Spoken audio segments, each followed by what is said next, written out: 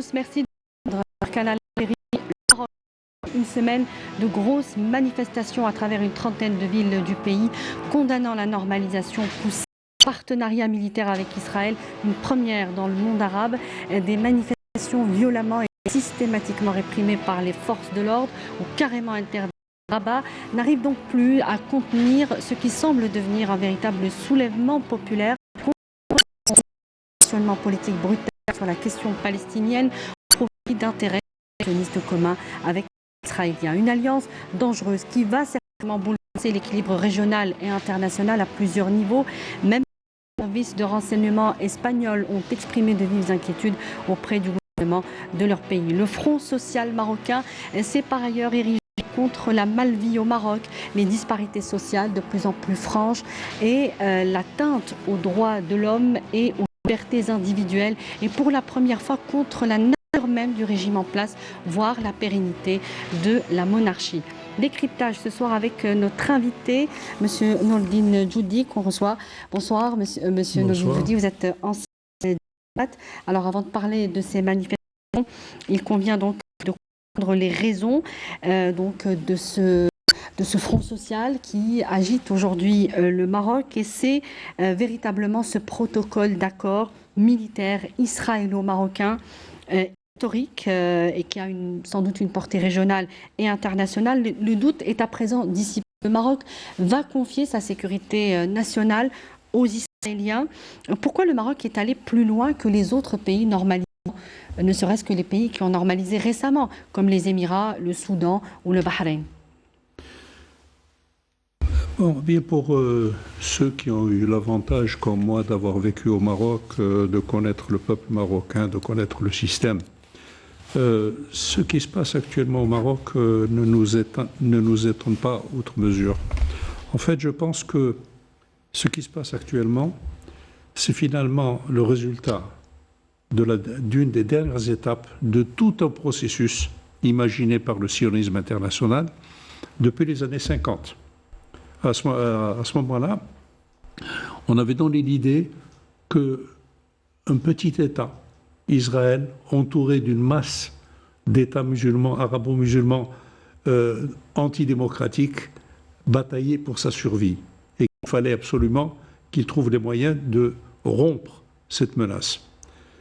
Et pour ceux qui ont suivi cette situation, je voudrais rappeler ce qu'a écrit un certain Oded Inon.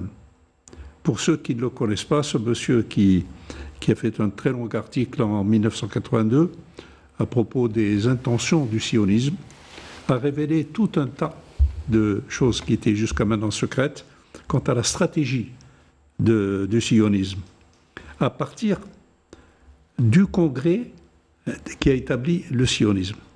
Pourquoi Monsieur Inon est particulièrement bien placé sur le plan de l'information, puisque, avant d'être journaliste, il a d'abord été un cadre des affaires étrangères en Israël, et il a été surtout un conseiller d'Ariel Sharon. Donc il était bien placé pour bien connaître les choses. Alors, au départ, le sionisme avait défini Israël comme ayant comme frontière de l'Euphrate jusqu'à Gilgal. C'est-à-dire que le Grand Israël devait contenir non seulement ce que nous voyons aujourd'hui, mais tout l'ensemble, la Jordanie et même la péninsule arabique.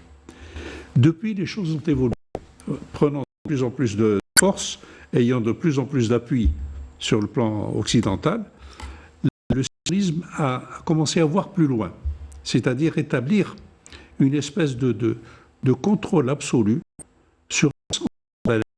Ça rejoint un peu cette caste américaine, religieuse américaine, qui parlait du retour du Christ pour lequel il fallait un préalable. Le préalable, c'était d'abord la victoire de l'Antéchrist. Et il soutenait Israël en disant qu'il fallait, pour que le Christ revienne et triomphe, il fallait que Israël domine le monde. Alors, sur cette base-là, Israël a commencé, comme l'appétit grandit en mangeant, ils ont commencé à avoir des visées beaucoup plus lointaines. Et ils sont partis sur une base, c'était celle de fragmenter tous les pays arabes. Et dans son article, justement, Inon avait fait une analyse dans laquelle il disait que toutes sortes de confrontations interarabes ne peuvent être qu'à l'avantage profitable à Israël. C'est comme ça qu'il y a eu les printemps arabes. Oui. Donc il y a eu, à chaque fois, on retrouve Israël derrière l'affaire de l'Irak, derrière le Liban, derrière ce qui se passe en Syrie, derrière ce qui s'est passé en Libye. On sait très bien que derrière la destitution de Kadhafi, il y avait la main d'Israël. Et Alger, l'Algérie, constituait une cible privilégiée. À plusieurs reprises, de hauts responsables israéliens, tels que Moshe Dayan, tels que Benjamin Netanyahou, ont dit publiquement que la cible privilégiée était l'Algérie. Donc, il s'est trouvé qu'Israël avait déjà des liens privilégiés, non officiels, non proclamés, non si vous voulez, assumés, sur la place publique, non assumés, avec la monarchie marocaine. Et c'est là que je dis qu'il faut faire attention à faire la différence entre le peuple marocain et le Marzen. Ce sont deux entités totalement différentes. Je me souviens par exemple du fait qu'on a tous l'impression que tout le peuple marocain est derrière son roi. Mais en réalité, lorsqu'il y a eu la tentative de coup d'État militaire de Srerat, lorsque les cadets de l'école militaire de Hermoumou, ont voulu provoquer la chute du roi, tentative de coup d'État qui a été ratée d'ailleurs. Eh bien, à ce moment-là, il s'est trouvé que le peuple marocain a réagi avec un enthousiasme extraordinaire en apprenant que la monarchie avait sauté. Et ils ont payé le prix cher, puisque tout de suite après, le roi ayant récupéré le pouvoir, ces forces de répression, la répression a été terrible. Donc il y a toujours eu cette répression féroce du peuple, et la politique du palais a été une politique de survie de la monarchie et non pas de la survie du peuple marocain. Le peuple marocain, en ce qui me concerne, est lui-même victime de cette situation. Donc Israël a profité de cet état de choses pour officialiser ce qu'ils avaient conçu depuis très longtemps. C'est-à-dire, on se souvient très bien par exemple que Hassan II avait livré aux Israéliens tout le contenu des débats du sommet arabe de Casablanca, de la Ligue arabe, et qui a permis aux Israéliens justement de détruire. Donc c'est ce qui explique pourquoi le Maroc particulièrement est allé jusqu'à l'accord militaire, l'accord de défense commun avec les Israéliens. Il me semble qu'aujourd'hui le Maroc est dans une situation intolérable. C'est maintenant une survie du Marzen. Le Maroc se rend compte maintenant que la survie du royaume ne tient plus qu'à un fil. Des erreurs après erreurs, des provocations répétées à l'égard de l'Algérie, comment dirais-je, la tentative de créer, par exemple, ce qu'on appelle cette confrontation de même pays, de soutenir le MAC ou de soutenir tous les mouvements terroristes contre l'Algérie, comme ils avaient soutenu d'ailleurs les terroristes pendant la décennie noire. Donc il y a toujours eu cette volonté du Maroc de fuite en avant, de se sentir de plus en plus isolé, de plus en plus critiqué. Évidemment, il a des alliés qui continuent à le soutenir, mais il est arrivé à un stade où il commence à être conscient du fait qu'il est maintenant sur la lame du rasoir. Et c'est pour cela qu'il continue cette fuite en avant au point de faire ce qu'aucun pays arabe, c'est historique, il faut le qui rappeler, a officialisé sa relation avec Israël, aucun pays arabe n'est allé jusqu'à conclure un accord de défense, un accord de sécurité. La question qu'on peut se poser, on voit quelques images de ces manifestations, les Marocains protestent très franchement contre la présence des sionistes au Maroc. Ils rejettent en bloc cette présence qui s'est scellée donc par la visite du ministre israélien de la Défense.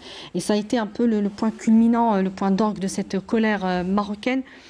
Que vient faire Israël en Afrique du Nord aujourd'hui? Est-ce que son placement sur le marché de l'armement peut être suffisant pour expliquer cette venue d'Israël, notamment à nos frontières à nous, en Algérie?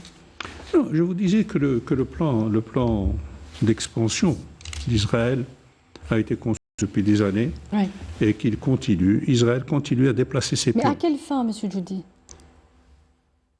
Les fins sont claires, c'est d'établir cette influence, ou plutôt cette espèce de protectorat d'Israël sur l'Afrique du Nord pour commencer. Et ça passe obligatoirement par l'ennemi juré d'Israël, c'est-à-dire l'Algérie. L'Algérie constitue l'obstacle majeur. C'est le seul pays, ou l'un des rares pays, qui est attaché à des questions de principe, et non pas à des questions de réel politique. L'Algérie ne cédera jamais sur le principe de la justice, sur le principe du droit des peuples, etc. Et ça va à l'encontre de la démarche israélienne. Et l'Algérie a toujours été un os ou une épine dans la chaussure marocaine. Rappelez-vous, par exemple, que pendant la guerre de 73, eh bien, l'Algérie s'est engagée. Notre division blindée était là-bas, nos avions étaient là-bas. L'infanterie. Donc, c'est un pays qui était engagé contre Israël. Et partout, nous avons été à la pointe du combat contre cette philosophie sioniste, qui est une philosophie essentiellement raciste, et une philosophie qui est l'exacte réplique de l'apartheid. Alors, et ces tentatives d'influence d'Israël, ou plutôt de la mainmise d'Israël sur des pays aussi importants, des continents aussi importants que l'Afrique, a commencé depuis bien longtemps. Je me souviens de l'époque où j'étais secrétaire général adjoint de l'OUA, lorsqu'il y a eu l'admission de la RAST. En 1982, à Tripoli, au sommet de Tripoli, il avait été décidé de faire éclater l'OUA. Et heureusement, fort heureusement, il y a eu un incident qui a amené le président sénégalais Abdou Diouf à ne pas jouer le jeu et à sauver finalement l'OUA en proposant la nomination d'un secrétaire général intérimaire, Peter Lonou, et puis d'attendre que le problème soit réglé au sommet suivant. On se trouve exactement dans la même situation aujourd'hui. C'est-à-dire qu'Israël, et grâce à son véritable maître du palais qui est M. Azoulay, a dit au roi du Maroc: vous avez fait une erreur énorme en vous retirant de l'OUA. Vous avez claqué la porte, vous avez laissé le champ libre à l'Algérie et au Polisario. Il faut absolument reprendre pied. Qui a été rectifié Reprendre en pied 2017 dans l'Union africaine. Et à partir de là, de l'intérieur, vous pouvez détruire et l'Algérie et l'Union africaine même.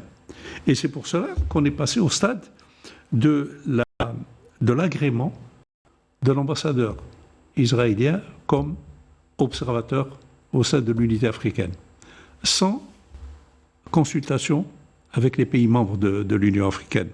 Il y a donc cette influence très forte, cette tentative très forte d'Israël de vouloir absolument s'implanter partout en Afrique, de dominer l'Afrique. Parce que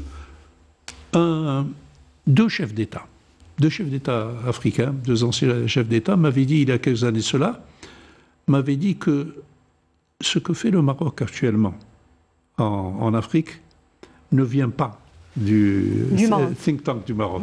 C'est un plan qui a été imaginé par Israël, qui a été approuvé par la France et qui a été soutenu, financé par certains pays du Golfe. Tout ce que le Maroc a tenté de faire en Afrique, cette infiltration, l'argent venait à profusion des alliés du Maroc, etc., pour essayer de reprendre le terrain. Et malheureusement, il y a eu une période où notre diplomatie a été quelque peu absente en Afrique. Et fort heureusement, maintenant, elle reprend. Mais pendant cette période-là, Israël s'est servi du Maroc pour essayer de prendre pied sur le continent africain. Et c'est comme ça, d'ailleurs, que certains pays africains ont retiré leur reconnaissance de la race. Entre-temps, on a pu voir. D'autres sont revenus. Et d'autres sont revenus. En Amérique latine, par exemple, la Colombie qui l'avait retiré est revenue. Moi, je voudrais vous faire réagir sur des déclarations du notre ministre des Affaires étrangères, Talla Mamra, qui, dans un entretien, disait « L'Algérie se sent maintenant comme un État en confrontation avec l'entité sioniste ». Il le dit directement, c'est-à-dire qu'il y a ce sentiment d'être en confrontation directe. Vous disiez qu'Israël ciblait directement l'Algérie. Est-ce qu'il peut y avoir aujourd'hui cette confrontation? Nous parlerons du cas du Maroc tout à l'heure, mais est-ce qu'il peut y avoir une confrontation directement avec l'entité sioniste, d'autant qu'on a vu que le ministre de la Défense israélien parlait de cet accord avec le Maroc. Il disait qu'il est conçu pour répondre à des menaces régionales. Qu'est-ce qu'on peut en comprendre? L'accord cadre est signé avec le Maroc. Non, le terme confrontation peut être interprété de plusieurs manières. Ouais. Moi, je suis entièrement d'accord avec ce qu'a affirmé M. Lamamra, qui a l'avantage d'avoir une très grande expérience et qui est extrêmement efficace dans le domaine des affaires étrangères. Lorsqu'il parle de confrontation, ça ne veut pas dire nécessairement une confrontation armée. Oui. Il y a mille et une manières. Le Maroc nous fait déjà une espèce de guerre. J'avais dit à un ancien ambassadeur des États-Unis que grâce à la puissance maintenant et la compétence de l'armée nationale populaire, il est difficile d'imaginer une attaque marocaine contre notre pays. L'armée nationale populaire est capable d'éliminer les forces marocaines. Mais il y a d'autres moyens, notamment par l'usage de la drogue, par exemple, des centaines de kilos de drogue saisis tous les jours, essayant de miner notre jeunesse par la drogue, non seulement le hashish, mais également non seulement le cannabis, mais également des drogues fortes. C'est une manière de faire. Confrontation aussi du fait que le Maroc, maintenant, parle de fragmentation d'Algérie en parlant d'une supposée autonomie de la Kabylie. De la Kabylie, oui. Les Kabyles ont su comment répondre. Parce que les Kabyles se considèrent d'abord algériens et Kabyles ensuite. Il est tout à fait légitime qu'ils soient fiers de leurs racines. Comme moi, je suis fier de mes racines de la Guatte. C'est tout à fait naturel. Mais au-delà de nos qualités régionales, nous sommes d'abord algériens, avant tout. Et je pense que le Maroc, actuellement, il y a effectivement une confrontation dans la mesure où le Maroc enfin, sous les ordres de l'entité sioniste, est en train d'augmenter les possibilités de confrontation, quitte peut-être même à provoquer une confrontation armée s'il le faut. Et là... Avec le Maroc? Non, je dis le Maroc, quitte à provoquer une confrontation contre nous. Oui. Oui. La confrontation existe. Elle est faite de différentes manières. Elle est faite sur le terrain diplomatique. Elle est faite sur le plan commercial. Par exemple, le fait d'attaquer des camions qui allaient d'Algérie vers la Mauritanie. Oui. C'était également d'empêcher l'Algérie d'avoir des liens commerciaux avec la Mauritanie et par la Mauritanie avec l'Afrique occidentale. Donc il y a mille et une manières. C'est ce que disent en ce moment les observateurs de la situation actuelle entre l'Algérie et le Maroc. Ils disent que le Maroc va provoquer des mini-incidents, des mini-situations des attaques carrément, pour prendre à partie la communauté internationale, prendre à témoin plutôt la communauté internationale et dire voilà, nous sommes attaqués par l'Algérie. Est-ce que c'est un peu le style marocain pour ne pas aller clairement dans une guerre totale? Justement, c'est là justement où la déclaration de la Mamra doit être comprise, analysée sérieusement.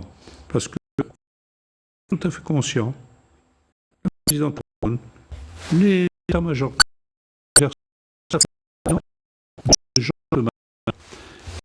rappelez-vous que dernièrement, il y a, je crois, même pas 2 semaines, un avait fait un article dans lequel il dénonçait l'Algérie, les provocations de l'Algérie, la manière dont l'Algérie voulait s'attaquer au Maroc, etc.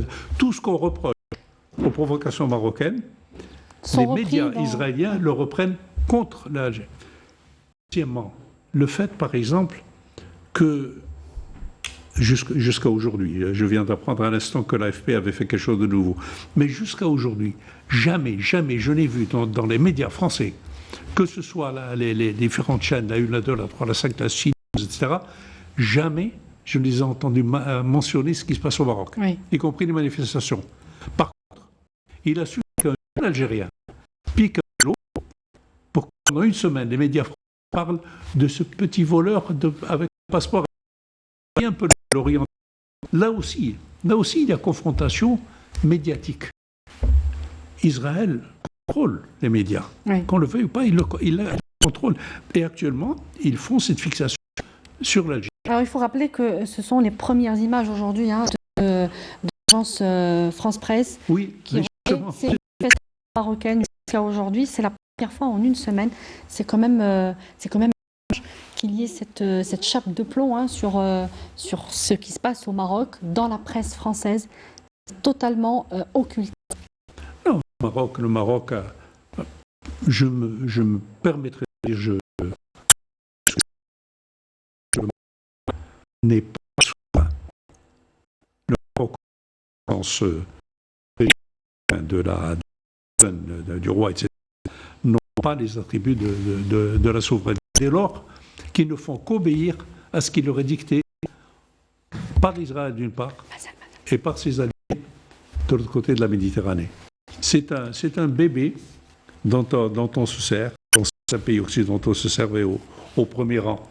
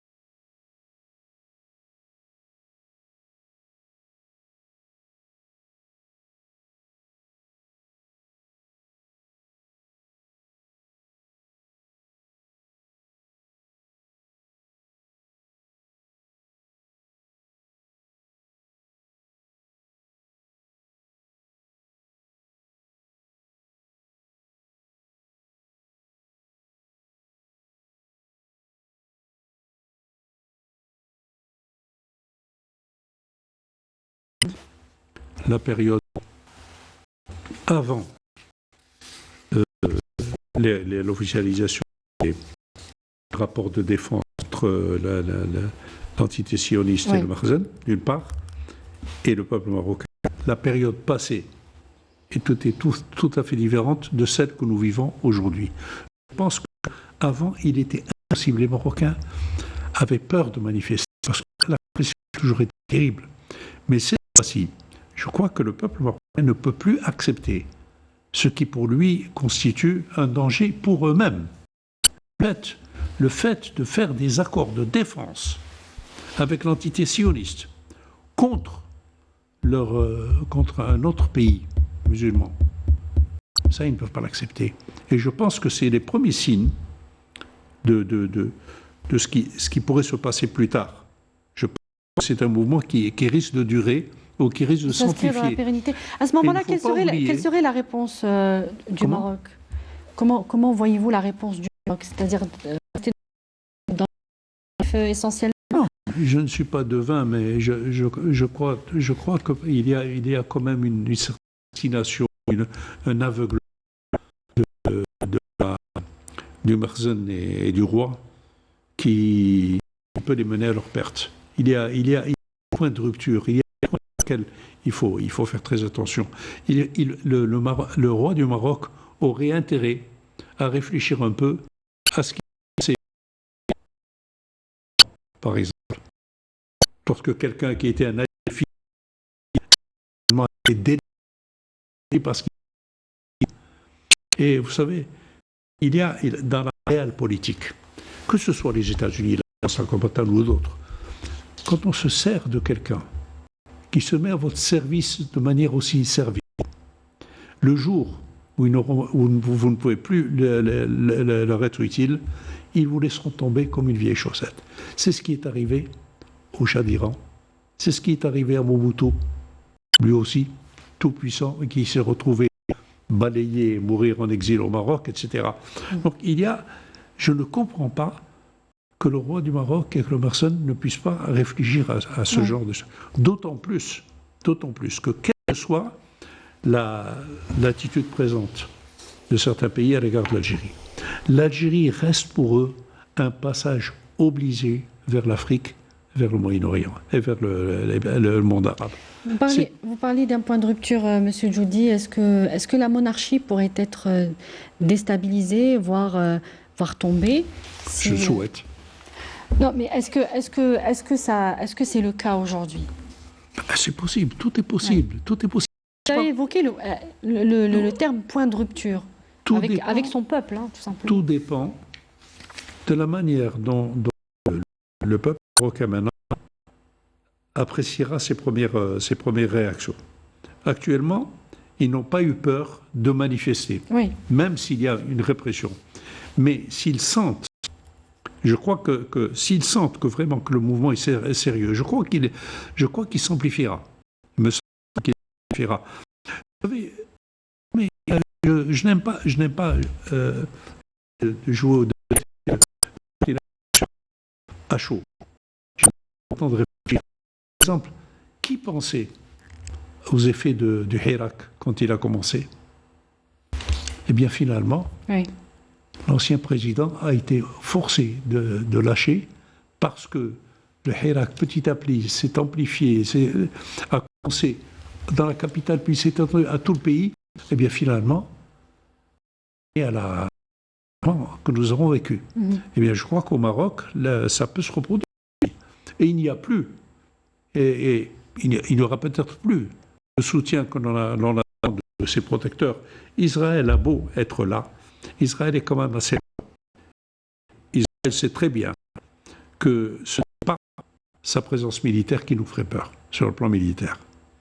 Mais par contre, c'est une menace à prendre au sérieux, c'est une menace dans la mesure où même certains de nos propres citoyens pourraient tomber dans le piège de la peur. Par exemple, se dire « Ah, voilà, maintenant nous sommes menacés, maintenant le Maroc aura, avec l'aide d'Israël, aura la possibilité de bombarder même Oran ou Tlemcen, etc.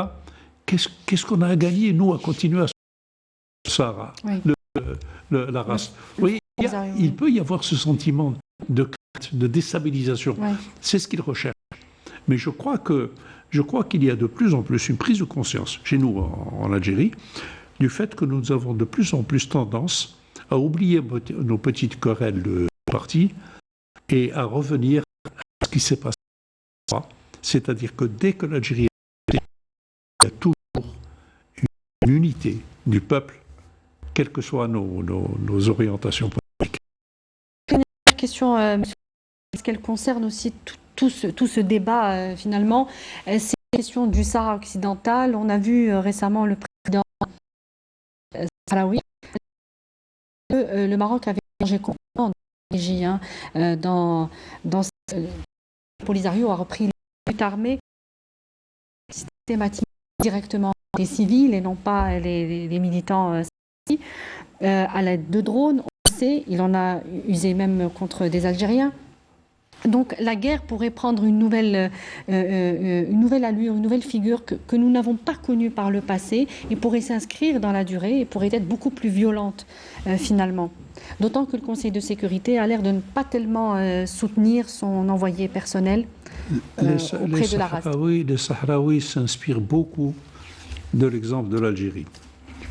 Je dirais par exemple en tant qu'ancien moujahid, je voudrais rappeler que lorsque des unités de l'ALN attaquaient les unités françaises, infligées sérieuses, quelle était la réaction de l'armée coloniale? C'était les paras qui revenaient et faute de pouvoir trouver l'unité de l'ALN qui s'était repliée, des villages. Ils s'en prenaient aux femmes algériennes qui étaient là, qui s'occupaient de l'élevage, etc.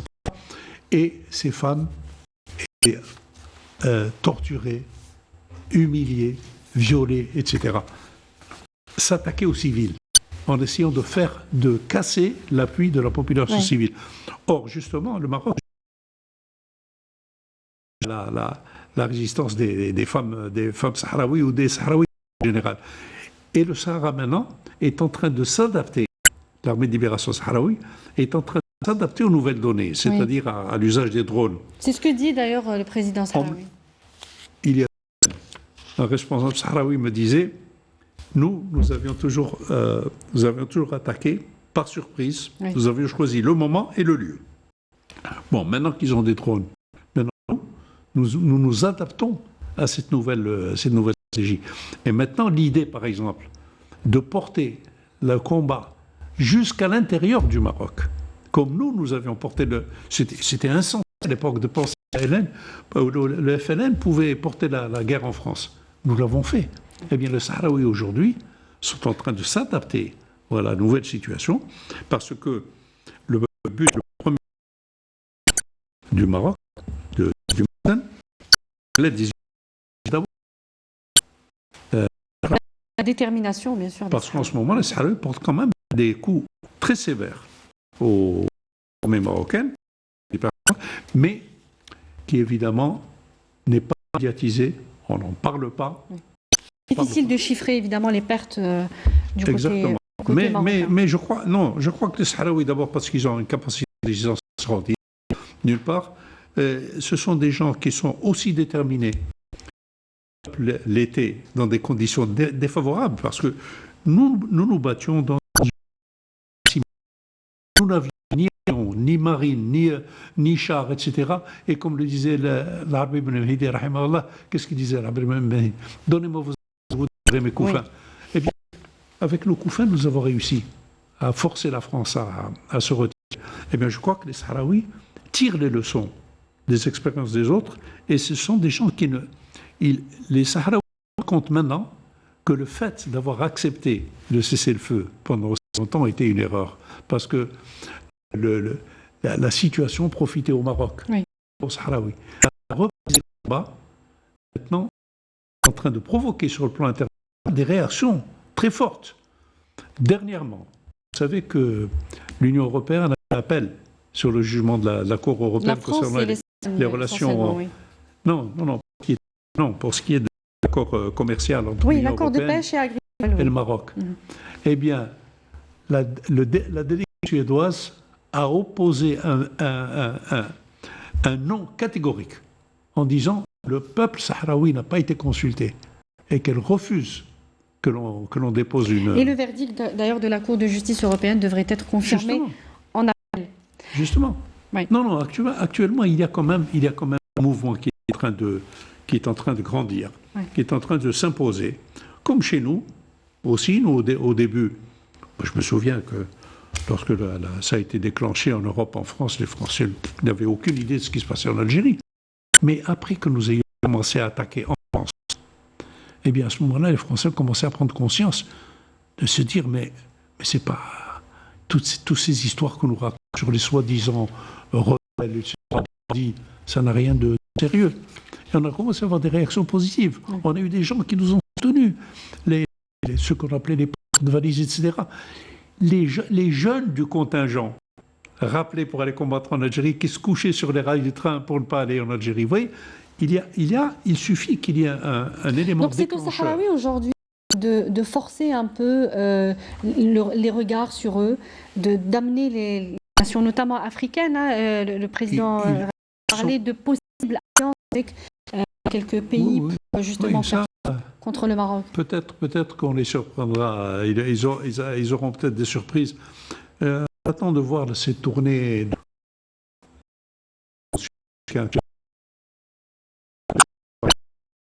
Et puis ensuite en Côte d'Ivoire, etc. On verra ce qui est en train de... Ce qui est important, je crois, c'est qu'actuellement, vous savez, il y a eu 3 phases dans la diplomatie algérienne. Il y a eu d'abord cette phase de la diplomatie de combat qu'on a créée pendant la guerre de libération, avec nos bureaux dispersés un peu partout dans le monde, surtout dans les pays liés à la France, puisque j'ai eu le privilège de représenter le FLN à Londres en 1955 pour passer la main ensuite à mon ami Allah yarhamou Kello. Eh bien, je crois qu'on est en train d'assister au même phénomène actuellement pour la cause sahraoui. Malgré tous les blackouts, etc., qu'on essaie d'imposer, on commence à connaître cette... À en parler. Oui. Vous savez, lorsque Mandela est venu nous voir à l'état-major, qu'est-ce que lui a dit le Sherif El-Qassem, si jamais. Il lui a dit, vous ne pouvez pas mener une guerre de libération comme nous l'avons fait parce qu'il y a toute cette ceinture occupée par le Portugal, le Mozambique et la Grande-Bretagne. Alors, commencez à faire connaître votre cause, créer une diplomatie. Vous voyez.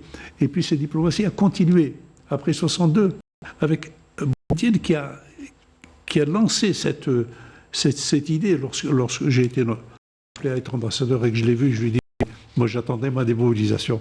Je lui ai dit, mais moi j'ai jamais été formé comme ambassadeur, comme diplomate. Moi je suis un enseignant. Il m'a dit, je n'ai jamais été formé pour être ministre. Mais tant que l'Afrique n'est pas libérée, nous sommes toujours en danger. Il y a cette attitude d'Algérie qui est en train qui est significative. Cette révolution algérienne est en train de faire des enfants un peu partout. Et maintenant, il y a de plus en plus des prises de conscience. Des manifestations, les dernières manifestations en Espagne. Il n'y avait pas de manifestation de ce genre. Regardez maintenant, elle commence à prendre de l'ampleur. Un peu partout. Donc ça devait passer par la reprise de la lutte armée. Maintenant, avec la nouvelle feuille de route du président Tebboune et avec l'expérience de la Mamara, regardez comme nous sommes en train de reprendre. Maintenant, ça me rappelle une diplomatie de guerre efficace qui ne fait pas confiance aux paroles, mais qui s'en tient aux faits. Et nous reprenons une espèce de diplomatie active, agressive, et qui donne des résultats. Monsieur Noldine Djoudi, je vous remercie. Vous êtes ancien diplomate. Merci pour tous les éclairages que vous... La diplomatie continue à être une... Oui. Merci beaucoup. Merci de nous avoir suivis. Je vous donne rendez-vous très bientôt. Je vous souhaite une belle soirée sur notre chaîne.